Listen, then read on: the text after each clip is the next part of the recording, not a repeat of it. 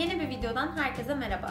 Bugün yine daha önce de paylaştığım zencefil, limon ve bal kürü gibi bir tarif paylaşıyorum. Bu tarifimde öksürüğe iyi gelen ve boğazı yumuşatan bir tarif. Yani bunu öksürük şurubu niyetine kullanabilirsiniz. Her bünyeye aynı şekilde etki etmeyeceğinden bu tarifi evinizde yapmak istiyorsanız faydalarına ve yan etkilerine güzelce bakıp kendinize uygun olup olmadığını tartıp ona göre kullanmanızı tavsiye ediyorum ve bunun altını çiziyorum. Malzemelerimi gördüğünüz gibi siyah turp ve bal. Balı da 1-2 tatlı kaşığı kadar kullanacağım.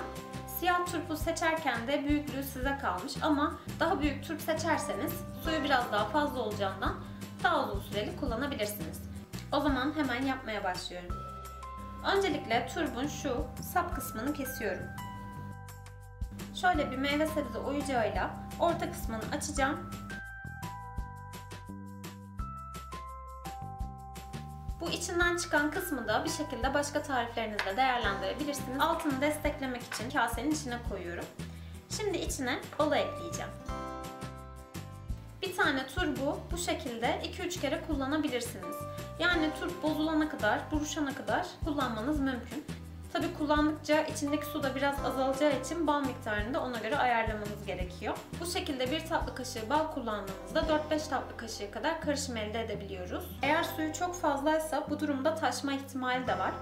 O yüzden ben de hemen şöyle altına delik açıyorum. Aslında bunu içine balı koymadan yaparsanız daha rahat olacaktır. Çevirerek yaparsanız daha kolay bir şekilde delip çıkartabiliyorsunuz. Altını da deldikten sonra bu ilk kestiğim kısmını atmadım. Siz de atmayın. Onu bu şekilde üstüne kapak olarak kapatın ve en az 6 saat, maksimum 1 gün beklettikten sonra kullanmaya hazır hale gelecektir. Bu tarifim de bu şekilde. Hazır olmuş halini de videonun sonuna eklemeye çalışacağım. Daha önce de zencefil, bal ve limon kullanarak yaptığım kürü açıklamalar kısmında ve video üzerinde bulabilirsiniz. Tarifi deneyeceklere ve kullanacaklara şifa olsun diyorum. Bir sonraki videoda görüşmek üzere. Şimdilik hoşça kalın.